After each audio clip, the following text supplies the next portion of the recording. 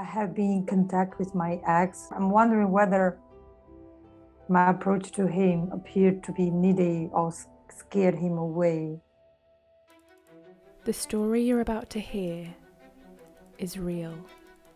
A real client working with David Holman to achieve extraordinary results. David has worked with high performers such as Olympic athletes and business owners, as well as those looking to develop meaningful relationships. Aside from names and certain characteristics which have been changed to protect clients' confidentiality, all other details are true. This special season is brought to you by the Self-Belief Chief podcast.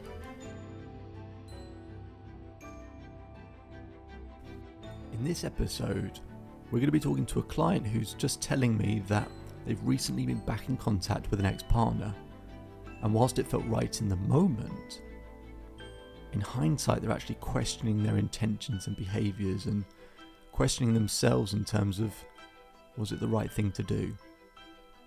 And we all might be able to relate to this experience where in hindsight it just doesn't feel right anymore. We're going to find out why she got back in contact with this ex-partner, but also design a version of herself, an identity that allows her to operate and function at her highest level. Let's get into the episode. And another thing, I've been honest with you, is I have been in contact with my ex for a few weeks. And so we plan to catch up a little bit, maybe with a drink or something. But before that, he sent me a message that he was still ill and he couldn't make it. And I think he got, and then I said I called him. So yesterday night I called him. Yeah, so he got COVID and he didn't have any test kit. And I have spare ones. So this morning I gave him, I went to I passed by his flight and I give him 2 test kits. I want to talk about my intentions. I'm not sure whether I'm still appeared to be very needy or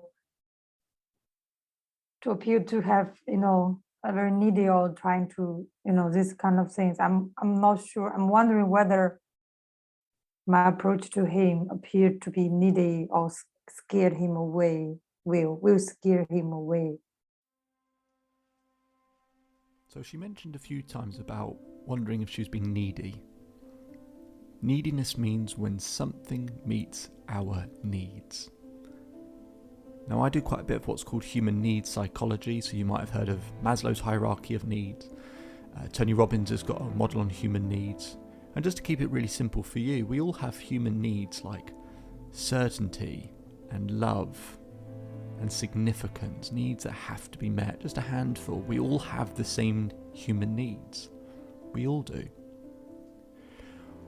Part of the reason why it's so difficult when a relationship ends is because usually they are the source of meeting all of our needs. They give us love, they give us certainty, they give us significance, they give us growth.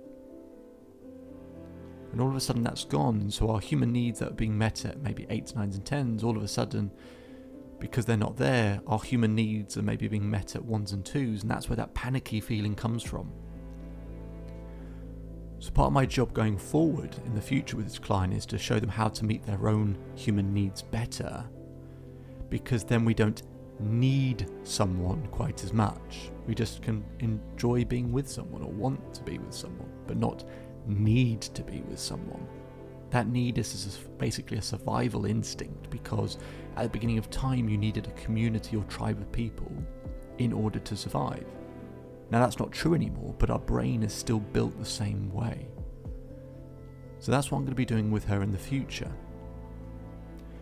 But one of the things I'm really curious about is what her intention is. She mentioned intentions a few times there, didn't she? I want to know if her intention is to be friends with this person, or is she trying to get back with this person? I think at the beginning, I want to really to see whether I can be friends with him. But if I don't get, very positive. I don't get the positive response from him. I felt anxious, but I'm much better than before. It's like I felt less. I can adjust myself to not think about that, and I think I behaved better. But still, I feel a little bit anxious sometimes. For instance, this morning, I passed by his flat and give him 2 test kits without letting him know, and so it's like it feels like yeah. I feel like a little bit bad after that because I didn't give him any notification that I will pass by. I will knock his door and give him something. It's just like without any notification, because I intended to call him, but I was in a hurry to go to office because so I just I think it was a little bit rude. I want you to answer this as honestly as you can. If he said he wants to be back together with you, what would you say?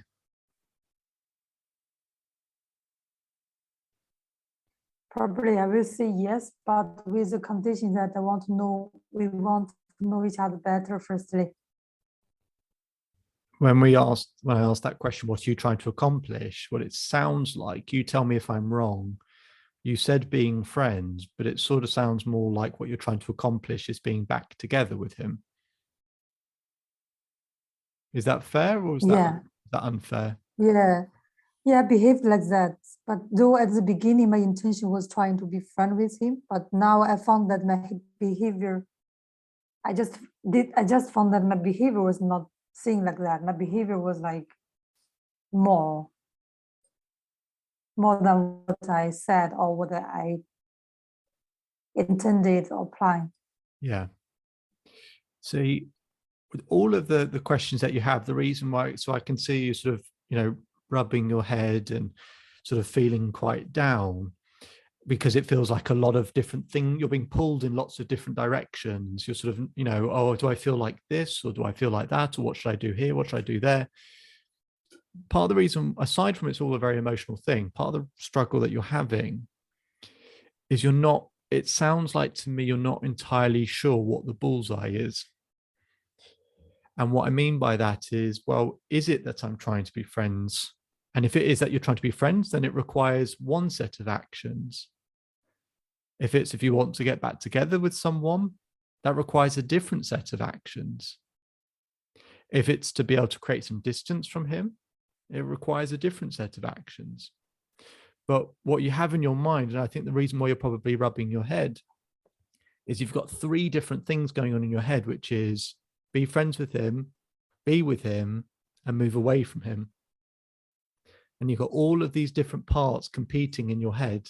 I can see you laughing, so I think you probably understand what I'm saying to be true to some extent. Now, yeah. I'm not against people being friends with ex-partners. I can't say that I have been, but I also know people who are. And it's not for me to say what the appropriate thing should or shouldn't be. But at the same time, we also have to understand really deep down, 1, what we want, and 2, what does the other person want? Because whilst it's in the place that you're thinking that you want to be together with him, but you're doing it through the lens of trying to be friends with him, then all the actions that you're taking are going to be inaccurate. They're not going to be the right things. If you're taking the actions to be friends with him, but you're trying to get back together with him, that it's going to create this sort of confusion. We can't trick people into getting back together with us. I say it like that, not because you are trying to trick someone to get back together with them. It's not our intention to trick someone. But people will often say they're doing it through the lens or the guise of we're being friends, and as if they won't notice, and then all of a sudden we'll be back together. Part of it is, I'm not saying you have to do it all at once, but also being quite clear in terms of what our intentions are. Not straight away, But if it is to get back together with someone, then we commit to that. If we think it's a realistic possibility, if we know the other person isn't in that space or doesn't want it, then we have to accept that and we have to find a way to create distance. Because if we can't be in a place where we can genuinely be friends with them without, them being able to live their life, all the things that you worry about, them seeing someone else, or you see them having good times around other people, or whatever else it might be, if that's uncomfortable and painful and they have no intention to get back together, then trying to be friends with them isn't really going to work for you either. It's going to cause you more stress and more anxiety. As uncomfortable as all of that is, I know, let's start with by saying, do we think, if I asked him, is there a possibility that you will reconnect and be back in a relationship? Do you think he would say there's a possibility, or do you think he would say there's no possibility at all? What would he say, do you think? What do you think he would say to me? He's not sure, I think. You think he's not sure? Why do you think he would say to me he's not sure? Why would he say that to me? What makes you think that? Because from my interaction with him, I think somehow he still cared. And he planned the time, the place to catch up in the bar. I think somehow he still cares. But also I think he's still scared by the previous, maybe we also have previous problem. Mm-hmm. Again. What would he say he's scared of? And scared that it's like he needs a lot of space that I didn't give. I feel it feels like I'm needy. I didn't give enough space, and okay. And also that's why I feel a little bit bad, because I think what I'm doing this morning is like I think maybe makes him scared that I didn't give him any notification that I just appeared in front of his door. Of course, he didn't invite me inside, and probably he had COVID. So I just handed over this test kit, and he thanked me, and then I said, take care, I need to go to work, and then that's it. So you sort of hit the nail on the head for yourself there, which is, what is he scared of? That he won't have space, and we're wondering if we're doing the right thing. And you've said you've in some ways invaded his space. Yeah. You can hear the disconnect there, can't you? She's closing the gap because that's what she values, and at the same time ignoring what he values. And as a result, he's not going to feel like she really gets him. It's not going to help. It's not going to make things better. We get confused by films like Love Actually and lots of other rom-coms where the big gesture or closing the gap, and that's not really how life often works. Especially when someone's just ended a relationship. So we've got to understand what other people value, because otherwise the default is we give them what we value. Now, many of you will be having your own opinions during this episode, saying, oh, just move on, or, oh, you've got a chance, go for it. You'll all have very different opinions.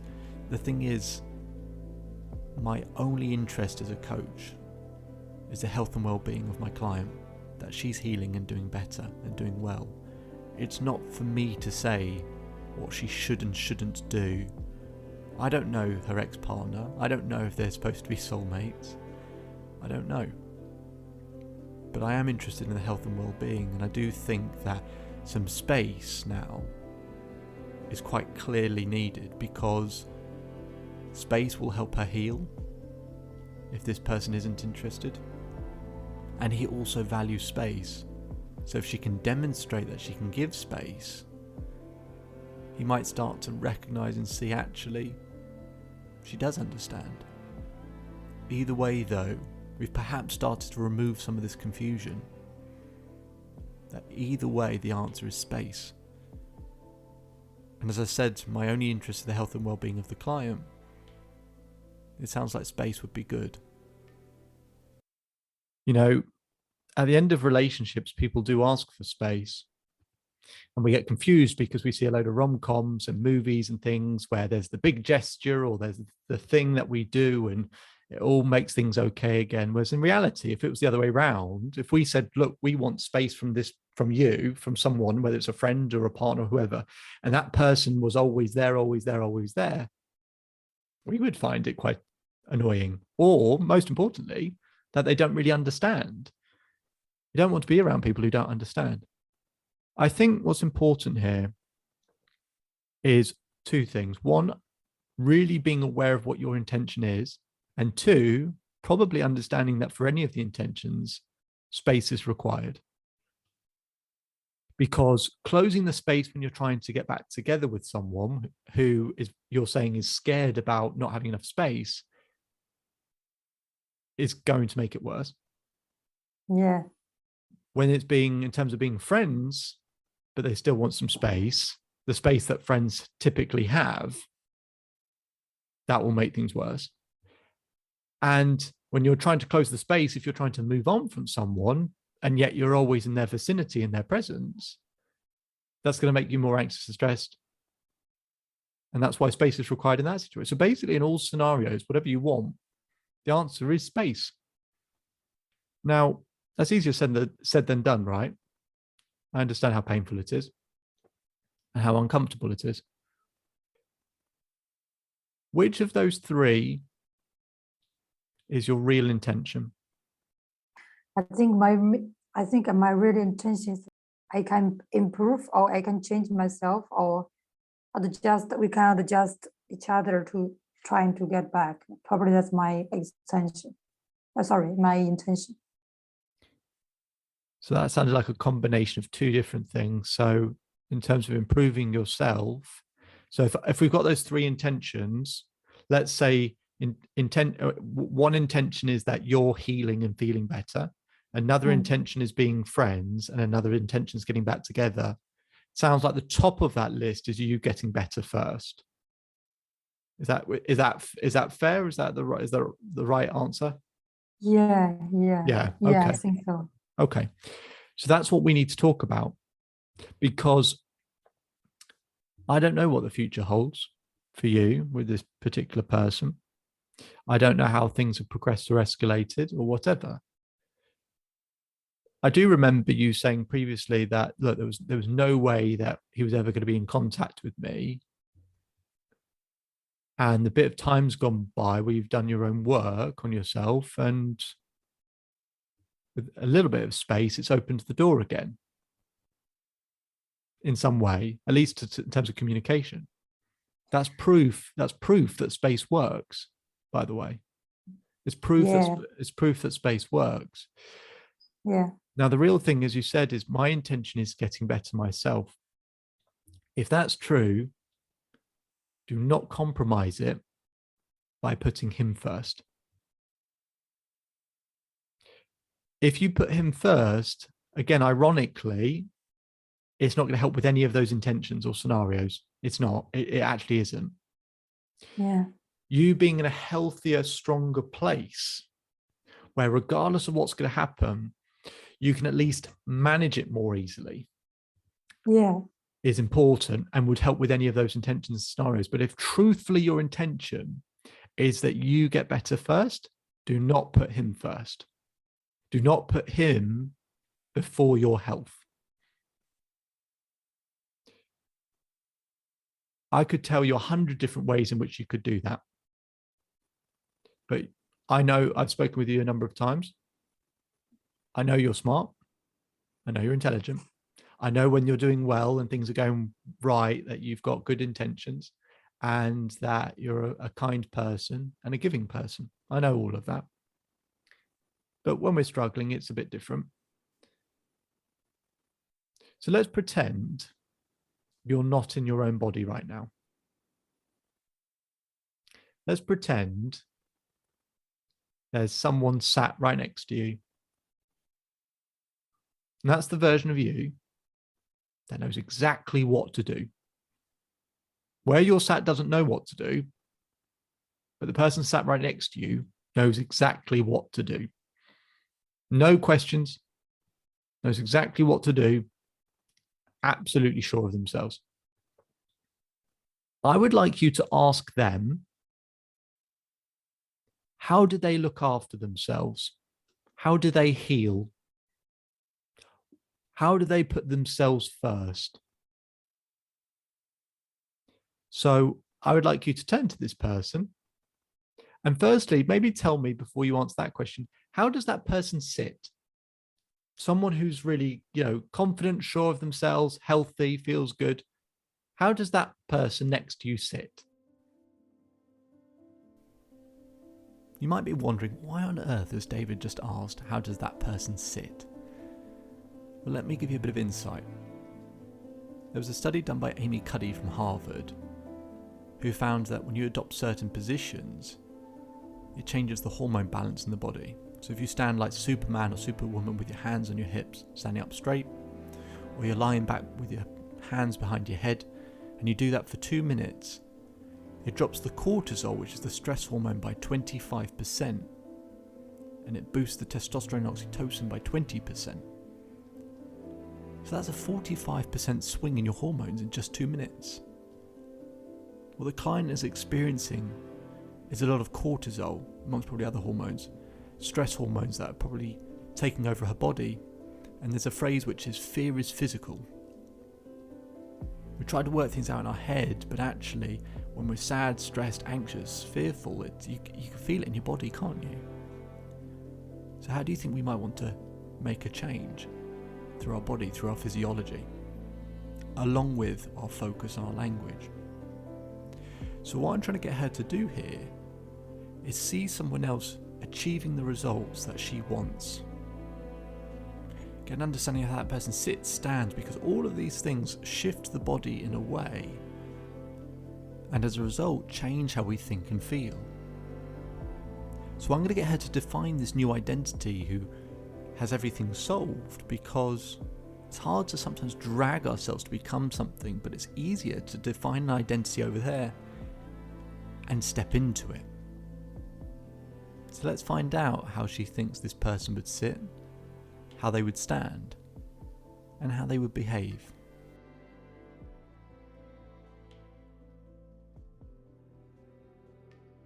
Where are their shoulders? Where's their head?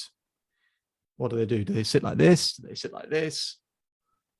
How do they sit? You want me to this? Of course, it sits comfortably. Okay, they sit comfortably. Good. How do they breathe? Do they breathe, or do they breathe nice and deep? They breathe calm, I think. Breathe calm. Absolutely. Yeah, good. They breathe calm. They sit comfortably. Where's their chin? The chin should be horizontally. Horizontal. Good. Yeah, good. Good. What do they do? What do they do with their arms when they're sitting? Right. So their chin's horizontal. They breathe calmly. They sit comfortably. What do they do with their arms? Yeah, on the table or on the chair. Okay. Good. And what do they do with their feet? Do they have their legs crossed? Do they have their feet planted on the floor? Do they have their legs stretched out? What do they do? What does that person do? I think legs crossed. Legs crossed. Okay. All right. Give that version a name. Confidential. Yeah. Okay. Okay. We can go for that. Confidential. Okay. Yeah. Hello, Confidential. Nice to meet you. I've been speaking with a friend of yours for a little bit. and she's been a little bit nervous and anxious. She's been back in contact with an ex-partner. She doesn't know where she quite stands with this person. She thinks there might be a possibility of, making things work, but she doesn't know what she's trying to do at the moment. But confidential, you seem like someone that is confidential of themselves. The way you sit, you smile in a different way, you breathe in a different way, your chin's horizontal. You look sure of yourself. I want you to help your friend. Your friend has just said to me, I need to put myself first and my health first, and I need to know how to do that. Confidential, how can your friend do that? Because you look like you know how to do it. Keep doing sports Ah, and put these acts off a little bit. Not a little bit, let's say put these acts off for a while, create a space, and then focus on herself again, work and life. okay. Confidential, what sports do you play, just out of interest? Yeah, boxing. Boxing. Okay, great. Awesome. Okay. Some fighting spirit. I can see why you're a confident person. Okay. And you've said that she needs to create some space. Why does your friend need to create some space? Because her action not only brings anxiety to herself, but also brings pressure to her ex. Great answer. Causes her anxiety and puts pressure on him. Great answer. I think your friend will find that really, really helpful. Causes your friend anxiety and puts pressure on him. Causes her anxiety and puts pressure on him. So what you're saying is no one wins when you close the space. No one can win. He feels pressure. She feels anxiety. So confidential, we're going to spend a bit more time just to help your friend a bit more, because I think that's really, really helpful advice. Really helpful advice, because to know that neither party in that situation wins in that way. You said about focusing on work, you said about focusing on life would be helpful for your friend. Can you give her a plan to implement? At this moment, I don't have very detailed plans, but I think she need to keep on the things she has been done. She had been done for the first 1 or 2 months. You said, some of the things that she was doing earlier on were helpful, and actually it was getting her in a good place, a good position. What were some of the things that she was doing earlier on that were helping her heal, helping her feel a bit stronger, better about herself? Because when she had a bit more strength, I think she still found ways to look forward to the future by having things in her life to look forward to that were aside from him. Because if all of our future is wrapped up in one source, even if we have that source, it's very tense and anxious because we just hope we never lose the source. Then we put that person or thing under too much pressure. What happens when there's too much pressure? Things break. So let's have a brief discussion about what the new strategy is. What would the strategy be? That's a good question. That's the thing. Actually, I think she is exploring. First being friends, give space, and then getting to know more about each other. I think it's a good strategy, but maybe she didn't, her self-control is not Yes. enough to implement this strategy. Understood. So we've got the right strategy, but we're not implementing it as well as we could be, or she's not implementing it as well as she could be doing. Okay, good. Yeah. What will help her, confidential, what would help her implement it more effectively and more efficiently? And I'll give you a bit of help as well, confidential, in the sense that at the moment, the reason we make decisions is if we associate pleasure or pain with it. We act if we associate more pleasure with doing one thing and more pain with doing something else. Essentially, what we want to do is associate more pain with the behavior we don't want to make and more pleasure with the behavior we do want to take. Now, I could really squeeze that, but before I even attempt to do that, because that will start to feel very uncomfortable, how can we associate more pleasure with implementing that strategy that she's got and more pain with disobeying that strategy? Confidential, how could she associate more pleasure with obeying the strategy and more pain with disobeying the strategy? The pain is my anxiety, and the pain is her anxiety. Her anxiety, yeah. Not your anxiety, Yeah. her anxiety. Yeah, good. Yeah. Her anxiety and her anxiety, her worries, and her focus on herself, on building up her own life.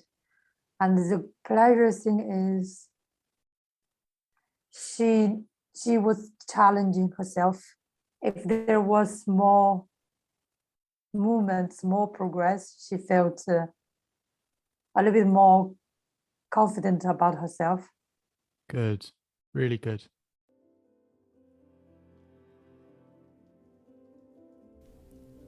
So in the last part of that conversation, she'd shifted her physiology to this new identity of confidential. And that's the beauty of changing your physiology, because it starts to change the way you think and feel. When we're happy, we smile, right? But science also shows that when we smile, it actually makes us happy. So shifting our physiology first, it doesn't mean it fixes and solves everything, but it helps us become more solution focused, changes the hormone balance in the body. And as you saw, she started to provide the answers for herself. I didn't have to do much. She started to convince herself that space was needed. She started to talk herself through that and some of the other things that, she needed to do, or confidential was saying what this other version needed to do. When we adopt this new identity, we've got an identity of someone that doesn't have all the strings and the baggage and can see it from a different vantage point, a different perspective. And we'll continue to develop that identity, because that will always be a place then she can go to when she doesn't feel quite as strong or as powerful or as decisive. She knows that she can adopt this identity, maybe not all the time, but she'll get used to it. She'll become more comfortable with it. And it's from this place that she can maybe make decisions that really help empower her. And the last thing that she mentioned, which is perfect, is she talked about focusing on her own progress and growth. When we come out of relationships, our growth can feel stunted for quite a while, but even if you just start developing in some other areas of life, whether it's your friendships or your career or your health or your spirituality or whatever it might be, your family, progress equals happiness. So finding growth in other areas, we start growing and then we start looking back and go, if I was still in that relationship, I would never have grown in this way and made progress in this area and achieved this. Isn't that interesting? And so we start to see a different way that life can be, because we all hold on to one picture of what we think a good life looks like, and when that picture gets torn up and thrown away, we think our life is over. But truthfully, there are 10 other pictures that we'd be perfectly happy with. Now, you don't have to see that picture straight away when you come out of a relationship, because it's hard. You don't have to see that straight away, but I'm just planting a seed now that will later grow into something. And that's what we've done in this conversation. I'll continue to work with her, show her how to shift that hormone balance, how to find a new picture, a new compelling future, how to meet those human needs we spoke about earlier, how to master her emotions better. There's lots of things we'll talk about, but this is a good step in the right direction. This new identity allowing her to help her heal and develop for herself. My name is David Holman. If you change today, today will change your life. So enjoy the rest of your day, enjoy the rest of your life, and I'll speak to you again soon.